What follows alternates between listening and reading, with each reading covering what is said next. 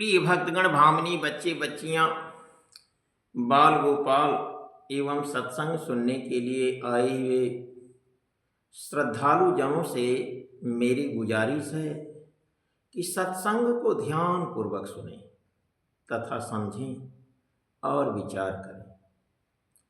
आज का सत्संग है परमार्थ गीता अर्थात श्रीमद् भगवत गीता के प्रथम अध्याय का दूसरा भाग। सुनिए। श्वास को प्रत्येक मनीषियों ने, मुनियों ने, तपस्वियों ने, ऋषियों ने, साधु संत महापुरुषों एवं सद्गुरु भी अनमोल बताते हैं। यह श्वास बहुत अनमोल वस्तु है। जो इसकी कद्र करता है उसका जीवन धन्य हो जाता है, वह परम प्रभु परमात्मा को पा जाता है। यानी तेरी हीरा जैसी श्वास बातों में बीती जाए। यानी हमारे परम पूज्य स्वामी जी कहते थे कि बात बतास कथा कै नाश।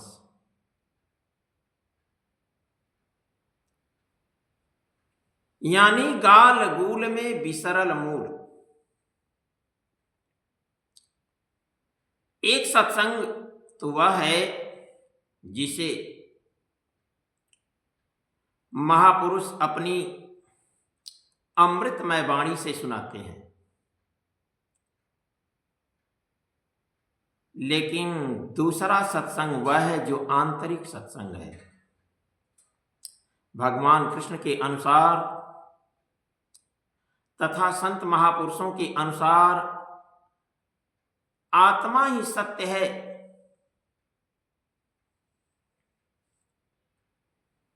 सनातन है। इसलिए चित्त को सब ओर से खींच करके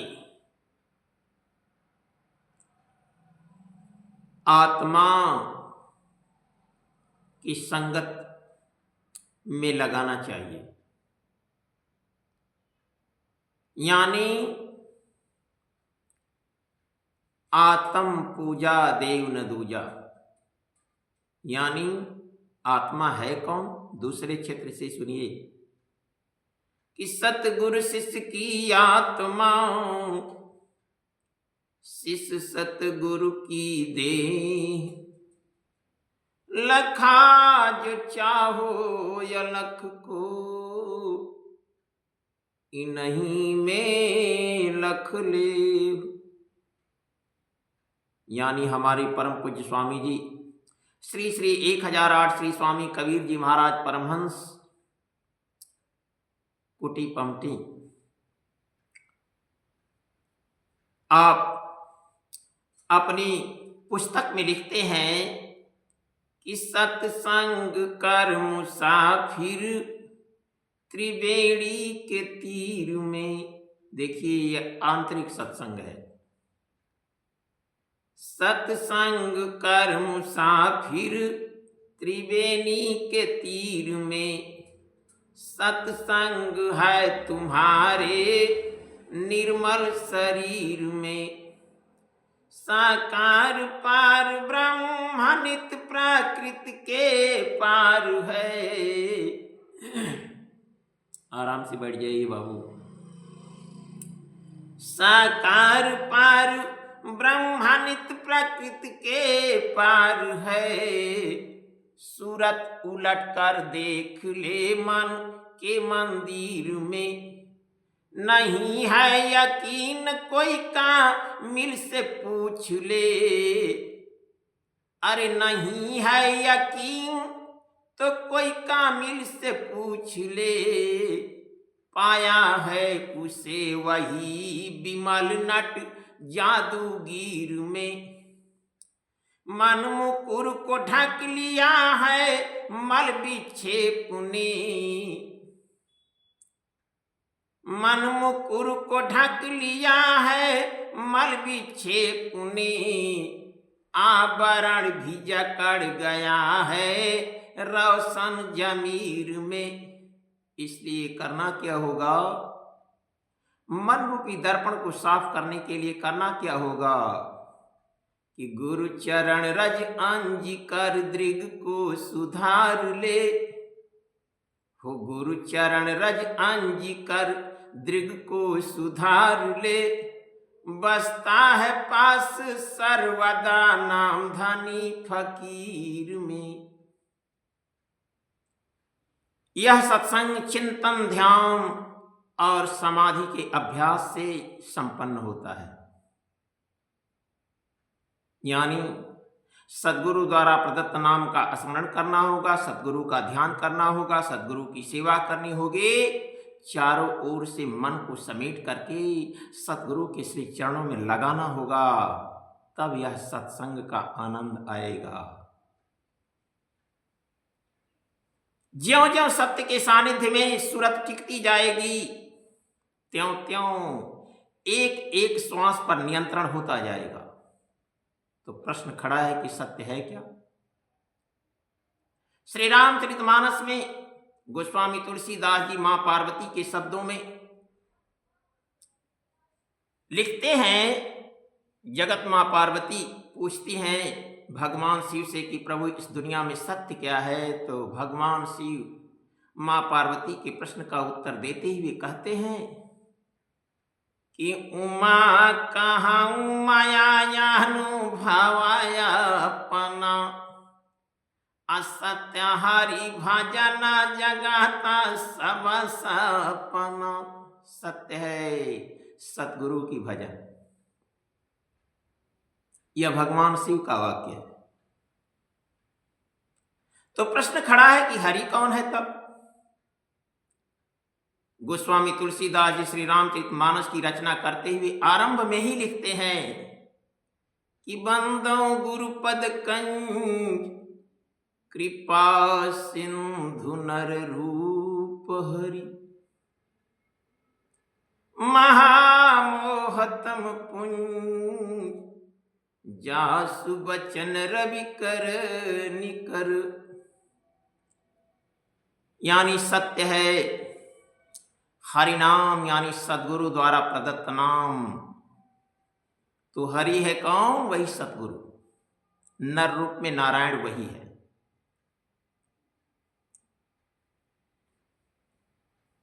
इसलिए एक एक श्वास पर नियंत्रण रखने के लिए मन सहित इंद्रियों का निरोध करना होगा। जिस दिन एक एक श्वास पर नियंत्रण होता जाएगा, मन सहित इंद्रियों का निरोध अपने आप होता जाएगा। जिस दिन सर्वथा निरोध होगा, वस्तु प्राप्त हो जाएगी। वाद्य यंत्रों की तरह चित्त का आत्मा के स्वर में स्वर मिलाकर संगत करना ही वास्तविक सत्संग है।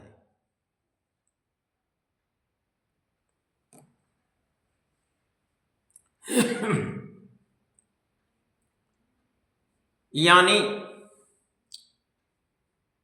बाह्य मणि कठोर है, किंतु श्वास मणि पुष्प से भी कोमल है, यानी फूल से भी कोमल है। पुष्प तो विकसित होने या टूटने पर कुम्हिला जाता है, किंतु आप अगले श्वास तक जीवित रहने की गारंटी नहीं दे सकते। यानी अगली श्वास आपकी शरीर से निकलेगी कि नहीं निकलेगी, इसकी कोई गारंटी नहीं है। किंतु सत्संग सफल होने पर प्रत्येक श्वास पर नियंत्रण दिलाकर परम लक्ष्य की प्राप्ति करा देता है। इसके आगे पांडवों की कोई घोषणा नहीं है, किंतु प्रत्येक साधन कुछ न कुछ निर्मलता के पथ में दूरी तय करता है, दूरी तय कराता है। यानी भगवान कृष्ण आगे कहते हैं कि काया रूपी काशी, पुरुष जब सब ओर से मन सहित इंद्रियों को समेट करके काया में ही केंद्रित करता है, यानी विद्या के हृदय मुकाम में जब केंद्रित करता है, तो परमेश्वास अर्थात परम ईश में वास का अधिकारी हो जाता है। परम ईश में वास दिलाने में सक्षम काया ही काशी है। जैसा कि शास्त्रों में लिखा गया है कि काया क्षेत्रम शरीरम त्रिभुवन जठरे व्यापिनी ज्ञान गंगा भक्ति श्रद्धा गयेयम निज गुरु चरणम ध्यान योगा प्रयाग।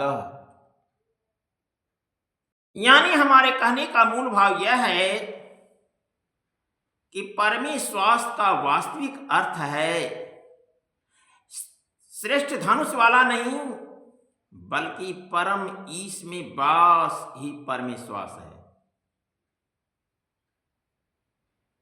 शिखा सूत्र का त्याग ही शिखंडी है।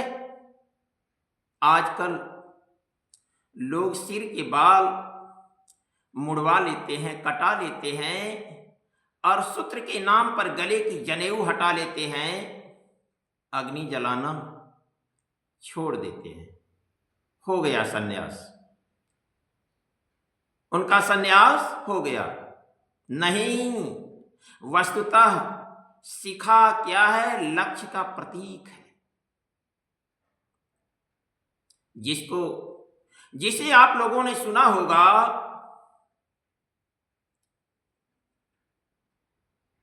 यानी सूत्र ही संस्कारों का नियम है। यानी सूत्र है संस्कारों का। जब तक आगे परमात्मा को पाना शेष है, यानी परमात्मा की प्राप्ति नहीं हुई है, दर्शन नहीं हुआ है, तब तक आप चलने वाले पथिक हैं।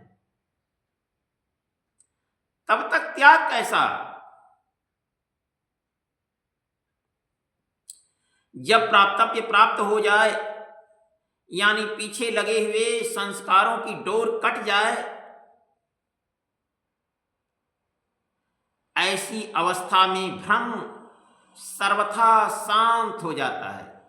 इसलिए शिखंडी ही भ्रम रूपी भीष्म का विनाश करता है। शिखंडी चिंतन पथ की विशिष्ट योग्यता है, यानी महारथी है।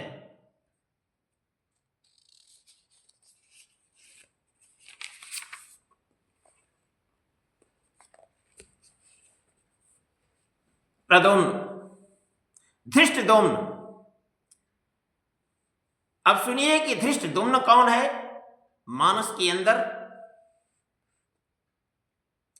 दृढ़ और अचल मन, जिस भक्त का मन एकदम दृढ़ है, यानी भक्ति में अचल है, वही धृष्टद्युम्न है। और विराट कौन है?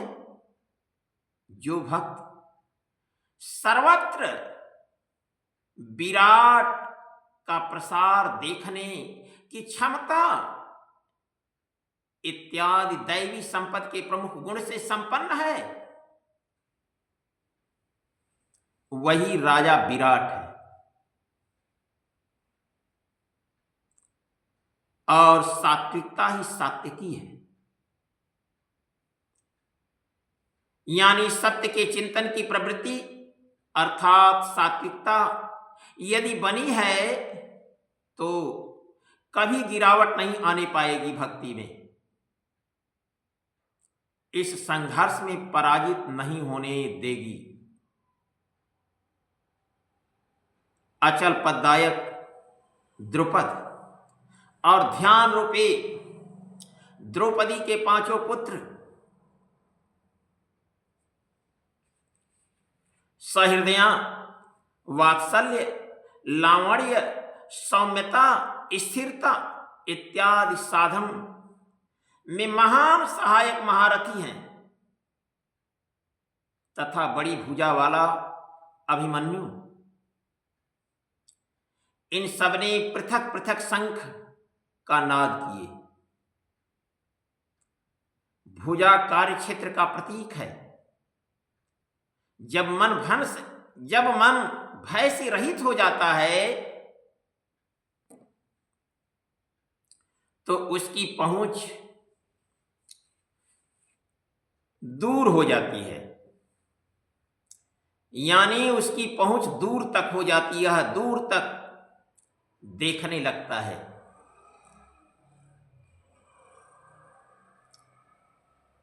इस पर संयम रूपी संजय ने अज्ञान रूपी धृतराष्ट्र से कहा कि इन सबने, हे राजन, ये सब के सब अलग अलग शंख बजाते भये कुछ न कुछ दूरी सभी तय कराते हैं। इनका पालन आवश्यक है, इसलिए इनके नाम गिनाए। इसके अतिरिक्त कुछ दूरी ऐसी भी है राजन जो मन बुद्धि से परे है, वहां बुद्धि नहीं जा सकती। भगवान स्वयं ही अंतःकरण में विराज कर तय कराते हैं,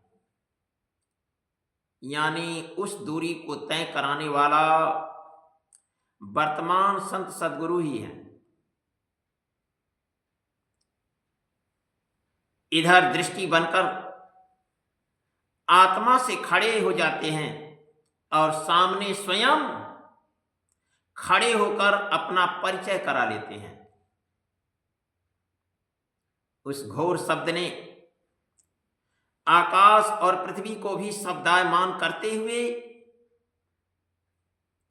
धृतराष्ट्र पुत्रों के हृदय विदीर्ण कर दिए। सेना तो पांडवों की ओर भी थी, किंतु हृदय विदीर्ण हुए धृतराष्ट्र के पुत्रों के, पांडवों के नहीं। यानी किसके हृदय विदीर्ण हुए? धृतराष्ट्र के 100 पुत्रों के हृदय विदीर्ण हो गए, लेकिन पांडव के 5 पुत्रों के हृदय विदीर्ण नहीं हुए।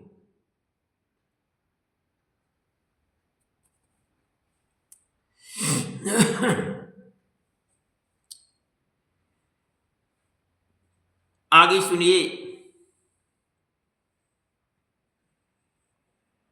कि शुभ और अशुभ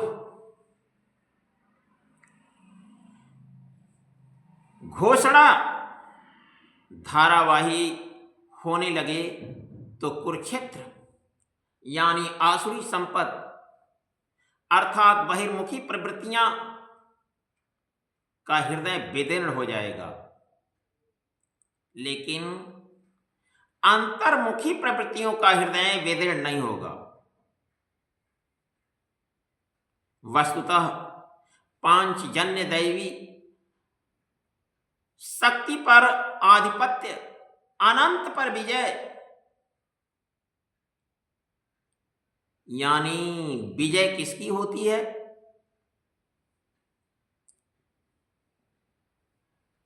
इस पर भगवान राम से विभीषण जी जब रावण को रथ पर बैठकर लड़ाई के मैदान में आते हुए देखते हैं तो विभीषण जी भगवान राम से कहते हैं कि प्रभु, विजय कैसे होगी? जैसा कि मानस में विवेचन किया गया है कि रावण रथिया बिरथ रघुबीरा, देखी विभीषण भयउ या धीरा। रावण रथ से है और या पैदल है। प्रभु ये क्लियर है कि हमेशा ऊपर वाले नीचे वाले को मार सकता है, तो फिर विजय कैसे होगी? राम कहते हैं, भगवान राम भक्त विभीषण से कहते हैं कि विभीषण, उस रथ से विजय नहीं होती है। विभीषण जी कहते हैं कि प्रभु, तब किस रथ से विजय होती है? ईसव जन, भगवान राम विभीषण जी से कहते हैं कि ईसव जन सारथिया सुजाना, अविरति चर्म संतु साकृपान, कवचय भेद प्रगुरु पूजा, आये ही सम विजय उपायन दूजा।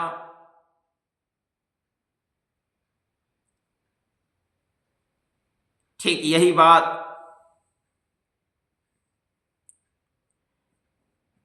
कुरुक्षेत्र के मैदान में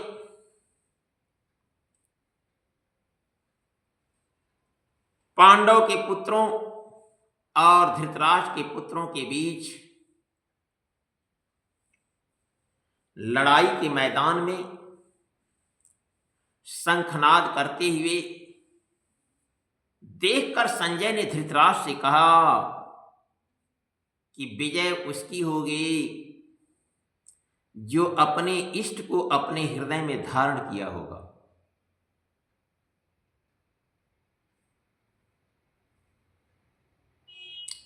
उनका बल यानी बहिर्मुखी प्रवृत्तियों का हृदय विदीर्ण हो गया और उनका बल धीरे धीरे क्षीण होने लगा। सर्वथा सफलता मिलने पर मोहमयी प्रवृत्तियां सर्वथा शांत हो जाती हैं। यानी जब तक सफलता नहीं मिलेगी तब तक मोह घेरे रहेगा।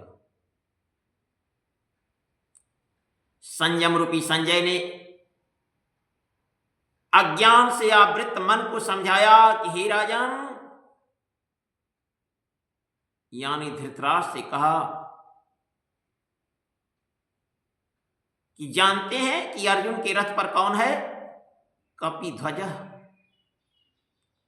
यानी वैराग्य रूपी हनुमान। यानी कहने का मूल भाव क्या है कि वैराग्य ही ध्वजा है जिसका ध्वज राष्ट्र का प्रतीक माना जाता है। कुछ लोग कहते हैं कि ध्वजा चंचल थी इसलिए कपिध्वज कहा गया, किंतु नहीं, यहां कपि साधारण बंदर नहीं है, स्वयं हनुमान जी थे जिन्होंने अपने मान और अपमान का हनन किया था। यानी सममान निरादर आदर ही।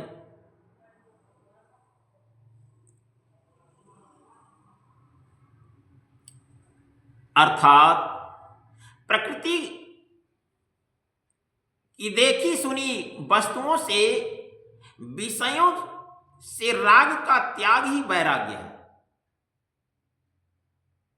अतः वैराग्य ही जिसकी ध्वजा है, उस अर्जुन ने व्यवस्थित रूप से धृतराष्ट्र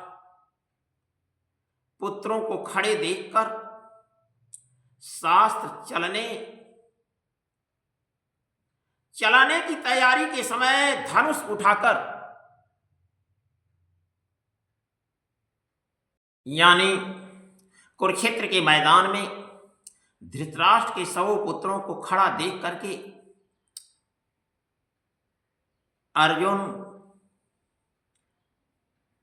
धनुष उठाकर ऋषिकेशम, यानी जो हृदय के सर्वज्ञाता हैं, उन योगेश्वर अर्थात जंजाम जोगी भगवान श्री कृष्ण से यह वचन कहे। क्या कहे कि हे अच्युत। अच्युत का अर्थ होता है जो कभी च्युत नहीं होता। हे अच्युत, मेरे रथ को दोनों सेनाओं के बीच में ले चलकर खड़ा कीजिए।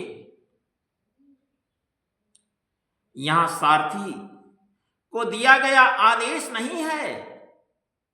आप लोग सोचते होंगे कि अर्जुन भगवान कृष्ण को आदेश दे रहे हैं। नहीं, यहां सारथी अर्थात भगवान कृष्ण को आदेश नहीं अर्जुन दे रहे हैं, इष्ट से की गई प्रार्थना है, यानी अपनी सद्गुरु से की गई प्रार्थना है। जब तमाम बाह्य प्रवृत्तियां घेरने लगती हैं भक्त को, उस समय भक्त अपने भगवान से, अपने गुरु से, अपने राम से, अपने कृष्ण से अर्थात अपने सद्गुरु से प्रार्थना करता है कि प्रभु अब आप ही सहायक हैं, मेरे पास कोई सामर्थ्य नहीं है। ठीक उसी प्रकार से अर्जुन भी भगवान कृष्ण से कहते हैं कि हे अच्युत, मेरी रथ को दोनों सेनाओं के मध्य में ले चल करके खड़ा कीजिए। इसलिए यह भक्त के द्वारा की गई प्रार्थना है, आदेश नहीं। अब प्रश्न खड़ा होता है कि किस लिए खड़ा करे?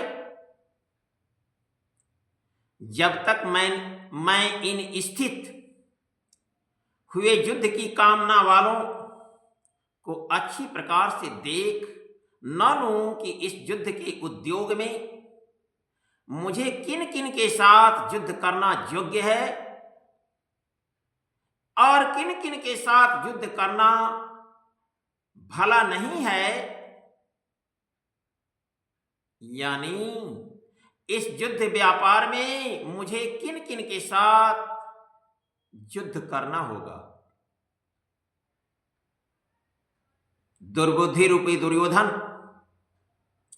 का युद्ध में कल्याण चाहने वाले जो जो राजा लोग इस सेना में आए हुए हैं, उन युद्ध करने वालों को मैं भली प्रकार देख तो लूं, इसलिए खड़ा करें ले चल करके दोनों सेनाओं के मध्य में।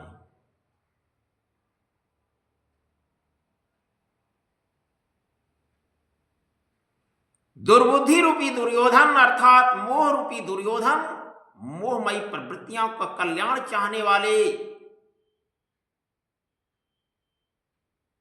जो जो राजा इस युद्ध में आए हैं, कम से कम मैं उनको भर आंख देख तो लूं।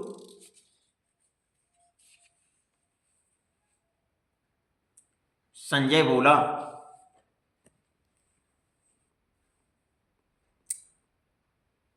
धृतराष्ट्र से संजय बोला कि राजन, निद्रा पर विजय पाने वाला अर्जुन द्वारा इस प्रकार कहे जाने पर हृदय के ज्ञाता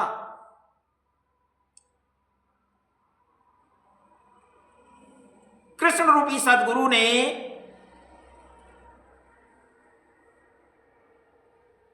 दोनों सेनाओं के बीच भीष्म, द्रोण और महिषिताम शरीर रूपी पृथ्वी पर अंधकार जमाए हुए संपूर्ण राजाओं के बीच उत्तम रथ को खड़ा करके कहा। किसने कहा? भगवान कृष्ण ने कहा, पार्थ, इन इकट्ठे हुए कौरवों को देख लो, यहां उत्तम रथ सोने चांदी का रथ नहीं है।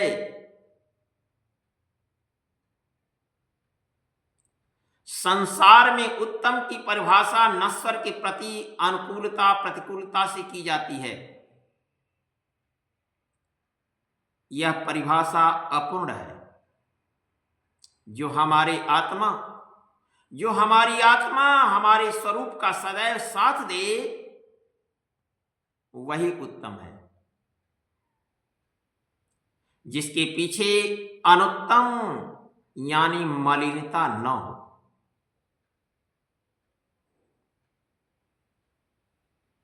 इसके उपरांत अचूक लक्ष्य वाले, जिनका निशाना कभी खाली न जाता हो,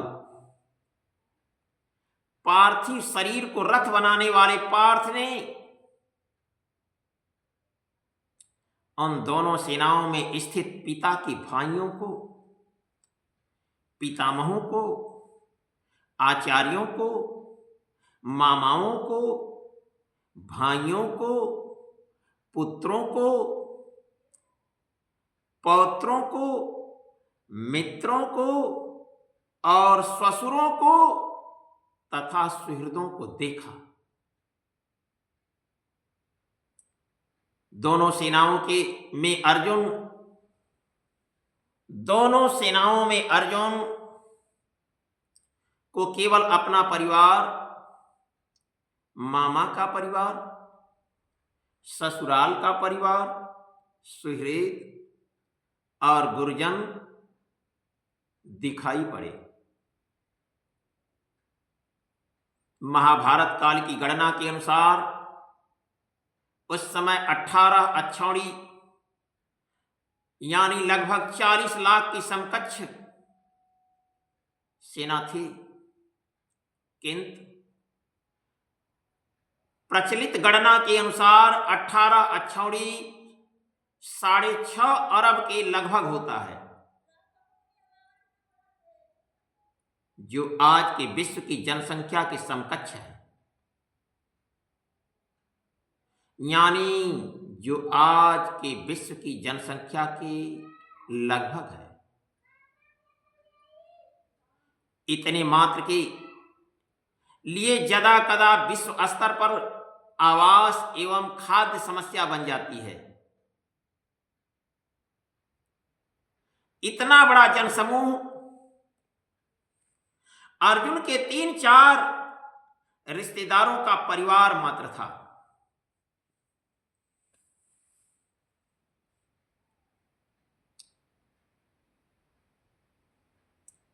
अब प्रश्न खड़ा है कि क्या इतना बड़ा परिवार भी किसी का होता है? कदापि नहीं। यह हृदय देश का चित्रण है। यह लड़ाई हृदय देश की है। इस प्रकार खड़े हुए उन संपूर्ण बंधुओं को देखकर अत्यंत करुणा से आवृत वह कुंती पुत्र अर्जुन शोक करता हुआ बोला, यानी अर्जुन शोक करने लगा, क्योंकि उसने देखा कि यह सब तो अपना परिवार ही है। अतः बोला, हे कृष्ण, युद्ध की इच्छा वाले खड़े हुए इस स्वजन समुदाय को देखकर मेरे अंग शिथिल हो रहे हैं, यानी शिथिल हुए जाते हैं। मेरा मुख सूख रहा है और मेरे शरीर में कंप तथा रोमांच हो रहा है। इतना ही नहीं, भगवान, मेरे हाथ से गांडीव गिर रहा है, त्वचा भी मेरी जल रही है। अर्जुन को ज्वर सा हो गया, यानी बुखार जैसा हो गया। संतप्त हो उठा कि यह कैसा युद्ध है जिसमें सभी के सभी स्वजन ही खड़े दिखाई देते हैं। अर्जुन को भ्रम हो गया। वह कहता है कि अब मैं खड़ा रह पाने में भी अपने को असमर्थ पा रहा हूं। भगवान, अब इसके आगे देखने की मेरी सामर्थ्य नहीं है। हे केशव, इस युद्ध का लक्षण भी विपरीत ही दिखता है। युद्ध में अपने कुल को मारकर परम कल्याण भी नहीं देखता, यानी परम कल्याण भी नहीं दिखाई देता है। कुल को मारने से प्रभु आप ही बताएं कि कुल को मारने से कल्याण कैसे होगा? संपूर्ण परिवार युद्ध के मुहाने पर हैं।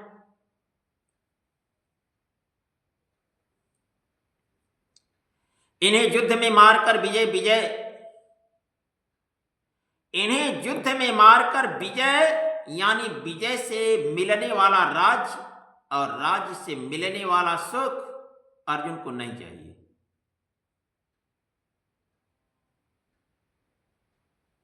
अर्जुन कहता है, हे कृष्ण, मैं विजय नहीं चाहता, राज्य तथा सुख की भी मेरी कामना नहीं है। गोविंद, हमें राज्य या भोग अथवा जीवन से भी क्या प्रयोजन है?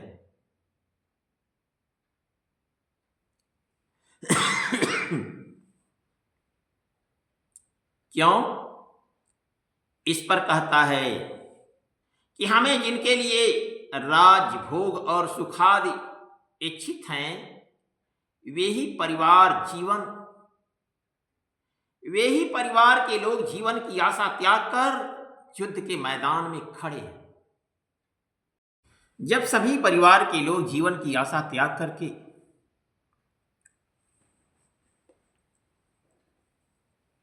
युद्ध के लिए मैदान में खड़े हैं, तो प्रभु यह राज्य सुख किस काम का? मुझे नहीं चाहिए। मुझे तो उनके लिए राज्य सुख की इच्छा थी कि परिवार के साथ मैं सुख भोगूंगा। धन की पिपासा उन्हीं के लिए थी, यानी अपने स्वजनों के लिए, अपने परिवार के लिए थी। राज्य का भोग उन्हीं के लिए चाहिए था, यानी अपने हितैषियों के लिए, जो मेरे प्रेमी थे उनके लिए मेरी आशा थी। लेकिन जब सब के सब अपने जीवन का त्याग करके युद्ध के मैदान में खड़े हैं, तो ऐसा सुख भोग हमें नहीं चाहिए प्रभु।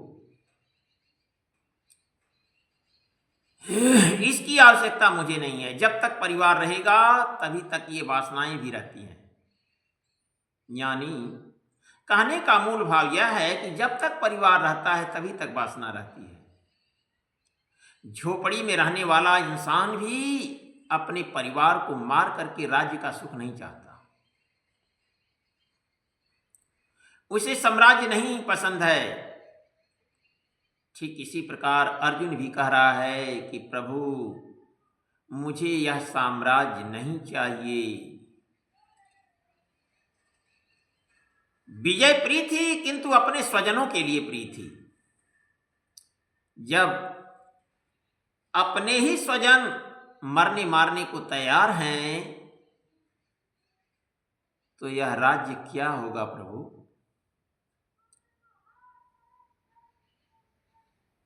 हम यह नहीं समझ पा रहे हैं कि हम किसको मारें। इस युद्ध में मारना किसे होगा? जब वे ही नहीं रहेंगे तो भोगों से क्या प्रयोजन? इस युद्ध में आचार्य, ताऊ, चाचे, लड़के और इसी प्रकार दादा, मामा, ससुर, पोते, पौत्र, पुत्री नहीं, पौत्र, नाती, साले तथा समस्त संबंधी तो दिखाई दे रहे हैं। हे मधुसूदन, मुझे मारने पर भी अथवा तीनों लोकों का साम्राज्य प्राप्त हो जाए तो भी मैं इन सबको मारना नहीं चाहता हूं। फिर पृथ्वी के लिए कहना ही क्या है। 18 अक्षौड़ी सेना में अर्जुन को अपना परिवार ही दिखाई पड़ा।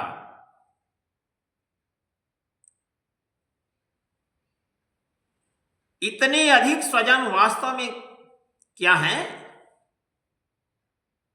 नहीं, वास्तव में अनुराग ही अर्जुन है।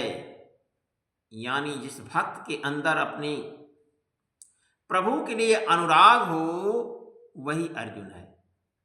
भजन के आरंभ में प्रत्येक अनुरागी के समक्ष यही समस्याएं खड़ी हो जाती हैं। सभी चाहते हैं कि वे भजन करें, उस परम सत्य को पालें, किंतु किसी अनुभवी सद्गुरु के संरक्षण में कोई अनुरागी जब क्षेत्र क्षेत्रज्ञ के संघर्ष को समझता है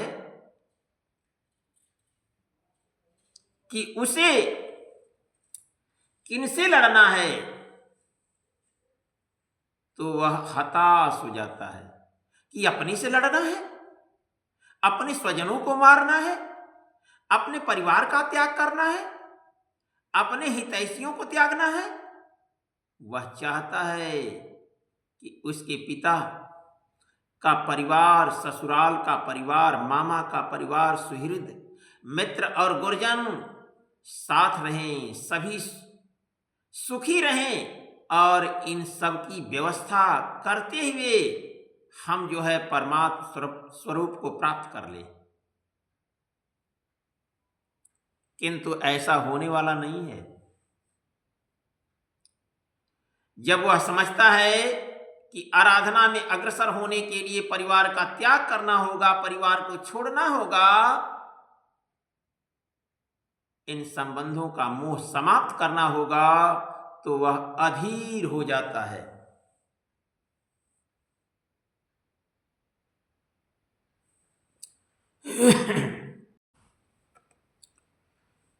हमारे परम पूज्य स्वामी जी भी कहा करते थे कि परिवार के लिए मरना मूर्खता है, और जब तक परिवार का त्याग नहीं करेंगे तब तक साधु भी आप नहीं हो सकते। मरना और साधु का होना बराबर है। साधु के लिए सृष्टि में दूसरा कोई जीवित है भी, किंतु घर वालों के नाम पर कोई नहीं है। यदि कोई है तो लगाव है। मोह समाप्त कहां हुआ? जहां तक लगाव है उसका पूर्ण त्याग, उस लगाव के मिटने पर ही उसकी विजय है। इन संबंधों का प्रसार ही तो जगत है, अन्यथा जगत में हमारा क्या प्रयोजन है?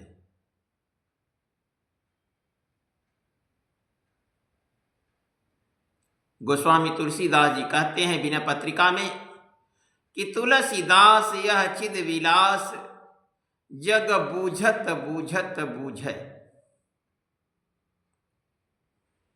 मन का प्रसार ही जगत है।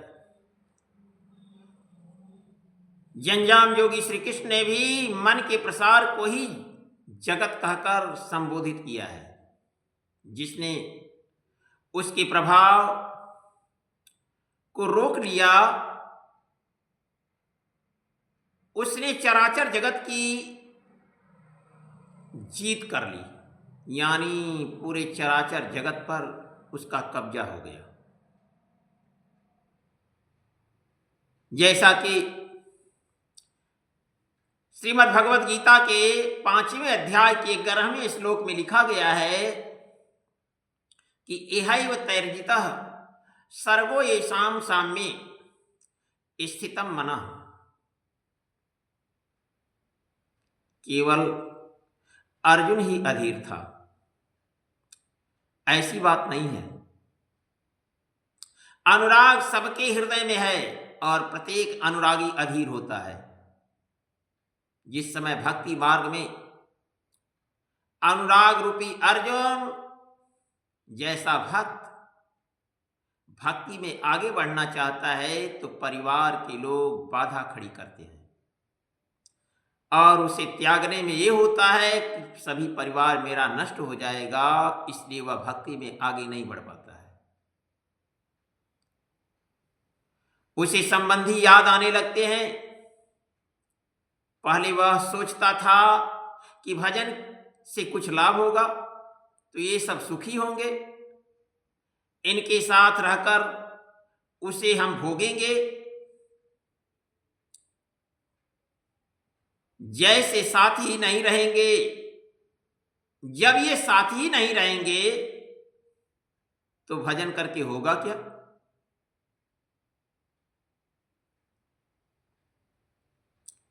यह सुख किस काम का? सुख लेकर के हम करेंगे क्या? यानी अर्जुन की दृष्टि में राज्य सुख तक ही सीमित था।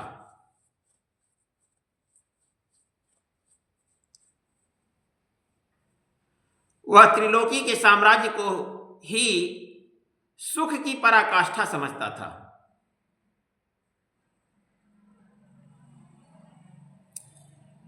इसके आगे भी कोई सत्य है, इसकी जानकारी अर्जुन को अभी नहीं है कि इसके आगे भी कुछ है। इसलिए कहता है कि हे जनार्दन, धृतराष्ट्र के पुत्रों को मारकर भी हमें क्या प्रसन्नता होगी? आप ही बताइए कि जहां मेरे परिवार के लोग नष्ट हो जाएंगे तो मुझे दुख होगा कि सुख? जहां धृतराष्ट्र अर्थात धृतराष्ट्र इसे कहते हैं, यानी धृष्टता का राष्ट्र है, अर्थात धृष्टता का राष्ट्र है। उसे कौन समझता है? जो सद्गुरु की आज्ञा का पालन करता है। उससे उत्पन्न मोह रूपी दुर्योधन इत्यादि, दुर्बुद्धि रूपी दुर्योधन इत्यादि को मारकर भी हमें क्या प्रसन्नता होगी? इन आतताइयों को मारकर हमें पाप ही तो लगेगा जनार्दन। जो जीवन यापन के तुच्छ लाभ के लिए, अब प्रश्न खड़ा है कि आतताई किसे कहते हैं? जो जीवन यापन के तुच्छ लाभ के लिए अनीत अपनाता है वह इस अपार संसार में आतताई कहा जाता है। किंतु वस्तुतः इससे भी बड़ा आतताई वह है जो अपनी आत्मा का हनन करता है। जो अपनी आत्मा का हनन करता है वह सबसे बड़ा आतताई है। यानी जो अपना कल्याण नहीं करता उससे बड़ा आतताई इस नश्वर जगत में कोई नहीं है। आत्मा के पथ में अवरोध उत्पन्न करता है, आत्मदर्शन में बाधक सिद्ध होता है। काम, क्रोध, लोभ, मोह आदि का समूह ही आतताई है। इससे हे माधव, हे जनार्दन, अपने बांधव धृतराष्ट्र के पुत्रों को मारने के लिए हम योग्य नहीं हैं। स्वबांधव कैसे? लोग कहते हैं कि वे तो शत्रु थे ना। वस्तुतः शरीर के रिश्ते अज्ञान से उत्पन्न होते हैं।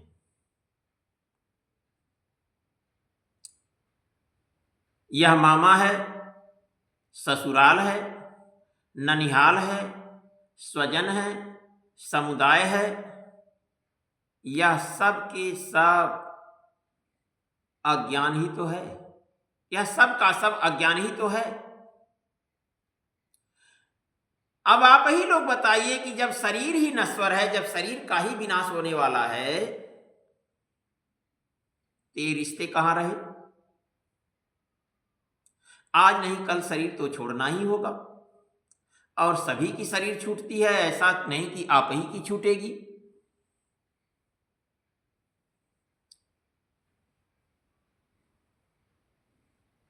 यानी इस शरीर के रिश्तेदार हैं कौन? कुटुंबी, स्वजन, मामा, ससुराल के लोग, ननिहाल के लोग, ये सब के सब कुटुंबी दिखाई दे रहे हैं। अर्जुन को यानी स्वजन दिखाई पड़े, यह अज्ञान ज्ञान का प्रेरक भी है। भर्तृहरि, तुलसी इत्यादि अनेक महानुभावों को वैराग्य की प्रेरणा पत्नी से मिली थी। तो कोई को सौतेली मां से, तो कोई को भाई से, तो कोई को परिवार से। व्यवहार से खिन्न होकर वैराग्य पथ पर अग्रसर हुआ जाता है। जैसा कि आप लोग गोस्वामी जी के विषय में सुने होंगे कि गोस्वामी जी की पत्नी ने कहा, जब गोस्वामी जी पहुंचे तो उनकी पत्नी ने कहा कि लाज न यावत आपको दौड़े आया, धिक धिक ऐसे प्रेम को कहां कहूं मैं नाथ, अस्थि चर्म मम देह में तामे ऐसी प्रीत, अजौ होती रघुनाथ में तो मिट जाती भवभीत। यानी यही प्रेम यदि जीव के मालिक में यानी सदगुरु भगवान में होता तो आप आवागमन से रहित हो जाते, जन्म मरण का चक्कर छूट जाता, सुख दुख से परे अनुभव करते आप। यानी जीव का पीव से मिलन हो जाता। सद्गुरु भगवान यही बताते हैं, अपने भक्तों को यही उपदेश देते हैं।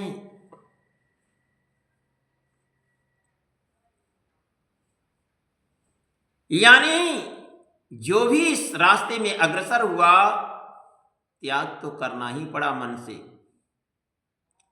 यद्यपि लोभ से भ्रष्टचित्त हुए ये लोग कुलनाश के दोष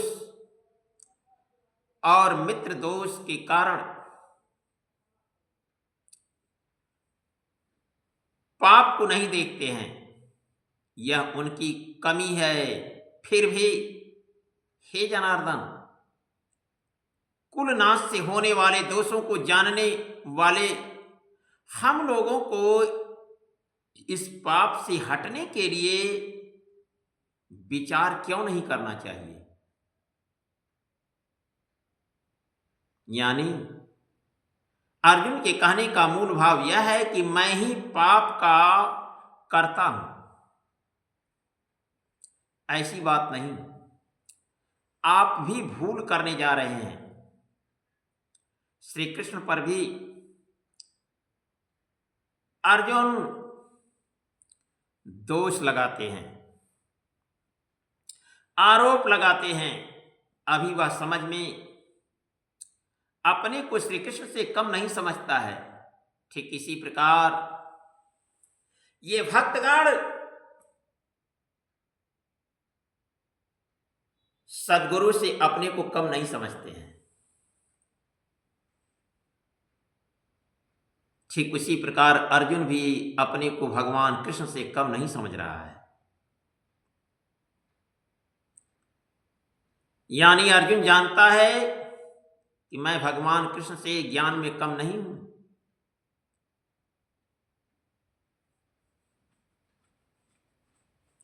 जानकारी में अपने को कम नहीं समझता है। अर्जुन भी कहता है ये भले ना समझें, किंतु आप तो समझदार हैं। कुलनाश के दोषों पर हमें आपको तो विचार करना ही चाहिए। अब प्रश्न खड़ा है कि कुलनाश में दोष क्या है।